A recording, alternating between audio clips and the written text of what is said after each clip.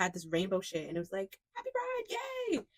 It was not genuine at all. Like, it looked like you just said, let's have JoJo Siwa. She's like a gay icon right now. Hey, what's up? Today is a video that I'm gonna be talking about things. First video that I made since I was in fucking middle school and I had nothing to talk about. And today we're gonna be talking about things and making art stuff and doing art things. I am an artist and I make art. Yay! I used to sell my art at events and I used to vend, I used to make clothes and like paint on them. Shit. Like I haven't done a single creative thing for myself in like a year. I'm in school for graphic design and don't really have a lot of time to make the art for myself. I'm going to be doing art stuff today, but I'm also going to be talking. It's going to be fun. It's going to be a vibe. Also, I look cute, so you have something nice to look at.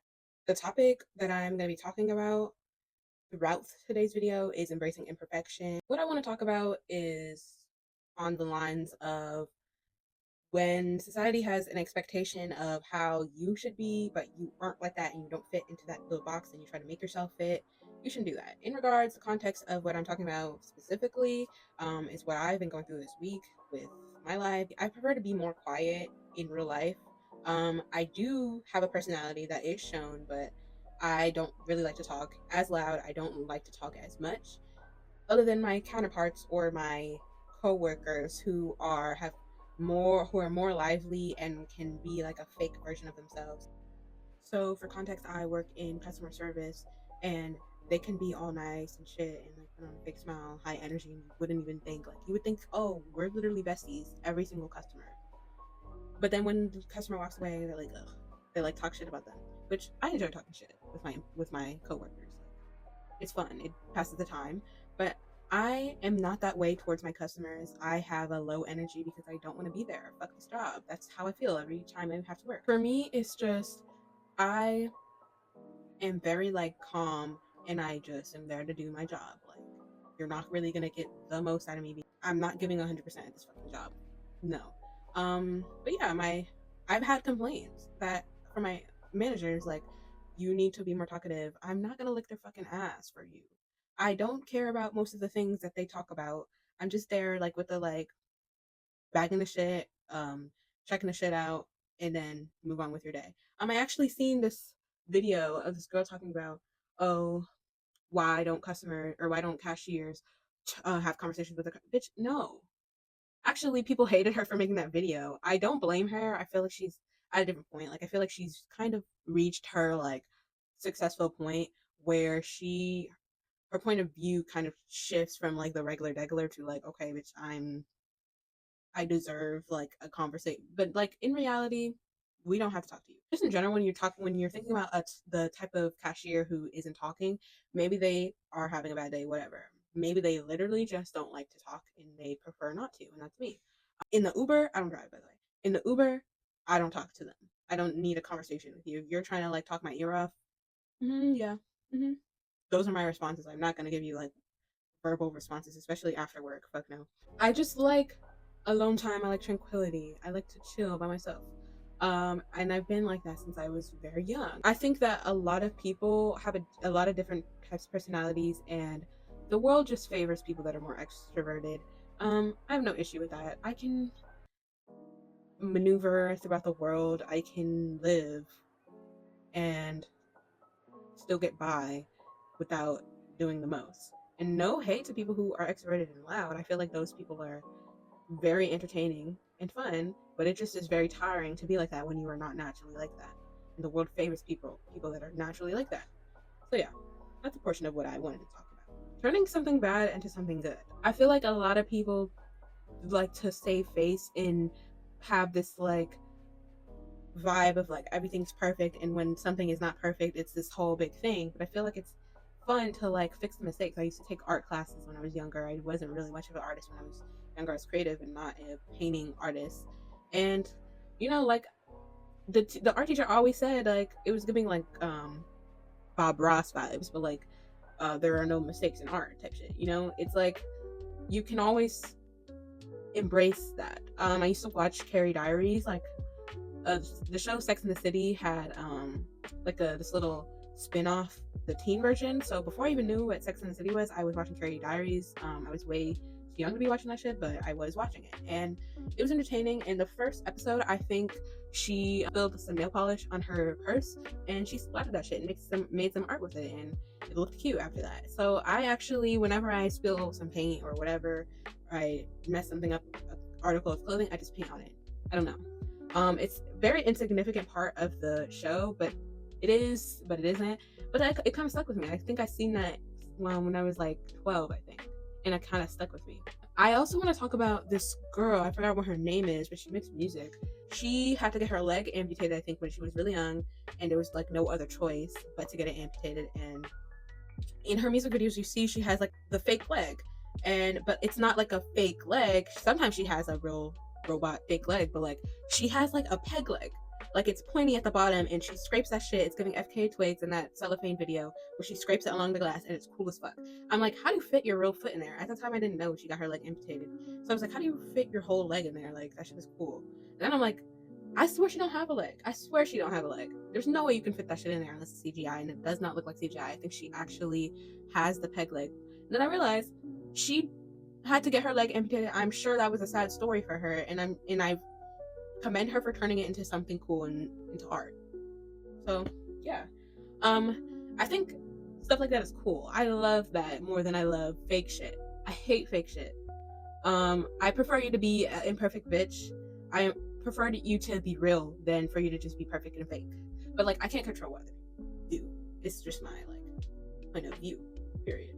So I also want to talk about learning from failure. I dropped out of university. I will get into that in a video, possibly, maybe.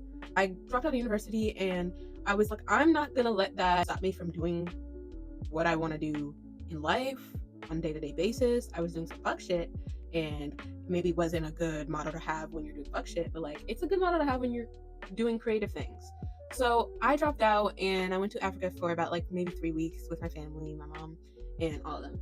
And I was just making art, doing some fun shit, relaxing, whatever. I was like, I want to do art vending. That's the reason why I wanted to do like residencies. I never got to do a residency to this day, and it's been like 2 years since I dropped out. But I've been doing art shows and art vending. Like as soon as I hit the ground and landed from the fucking plane, I was like emailing people about like different art events. I would literally wanted to go head first because I didn't want to think about the fact that I dropped out. I didn't want to feel like a failure, and I just put myself into like this universe of art, and I created a version of myself, person who chose herself.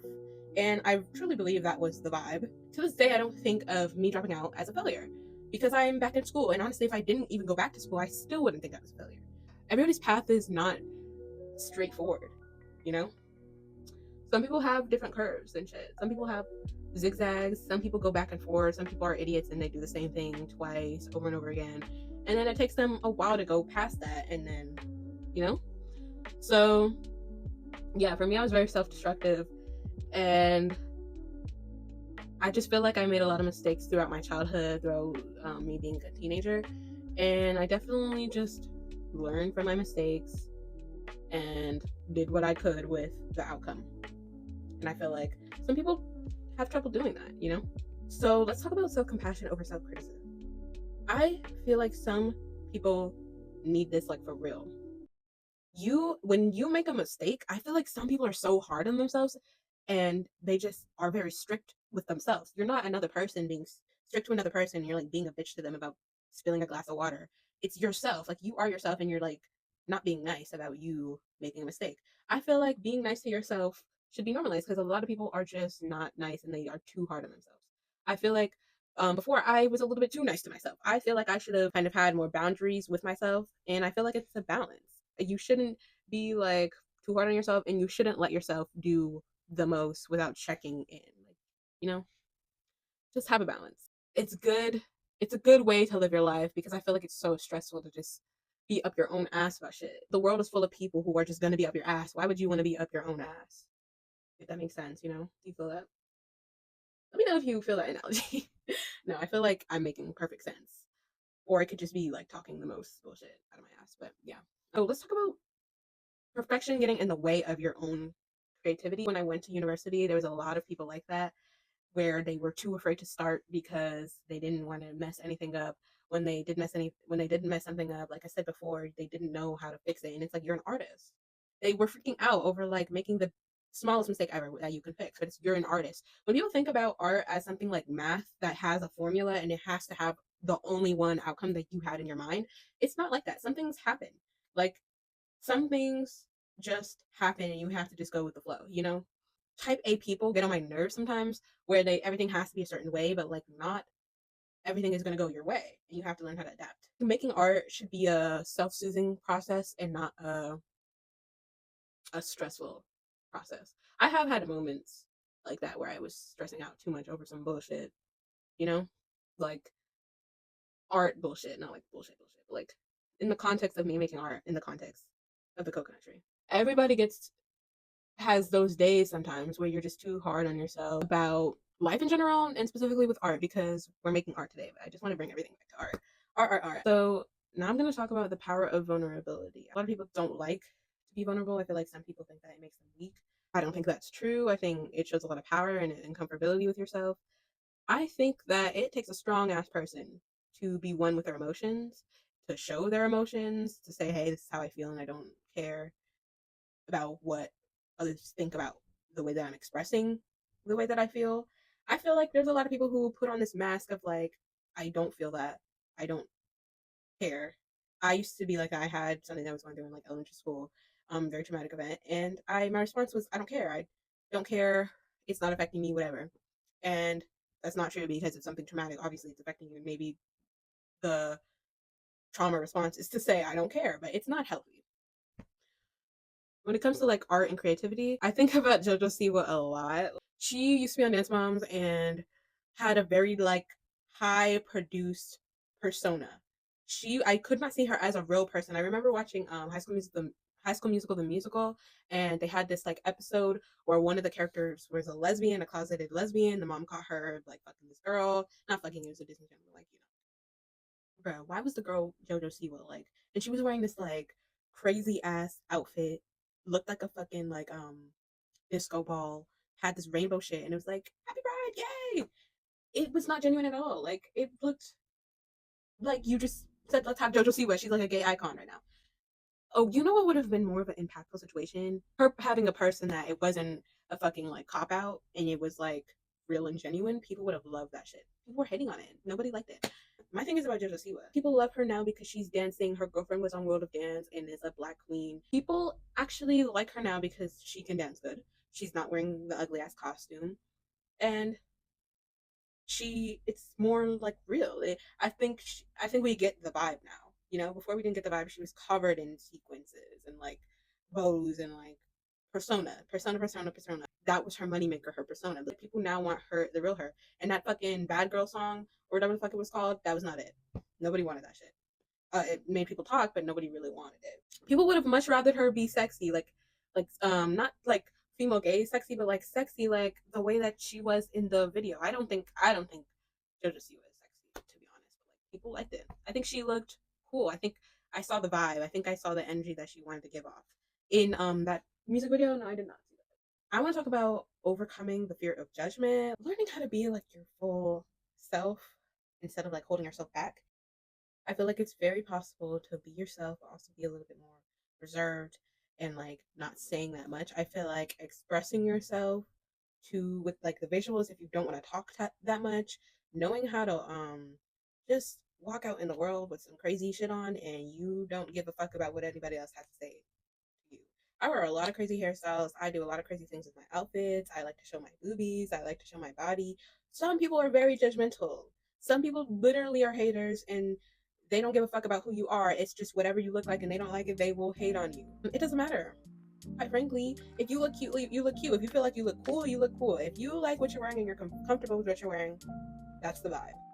If you're trying to like fit into something that a group of people do and you know that you don't really like to do it, you're just trying to be one of them type of vibe, it's never gonna really work out. You can never really live a lie. You have to just be yourself. More of the story is be yourself and know yourself and cultivate how to express yourself, spend more time with yourself. Yeah.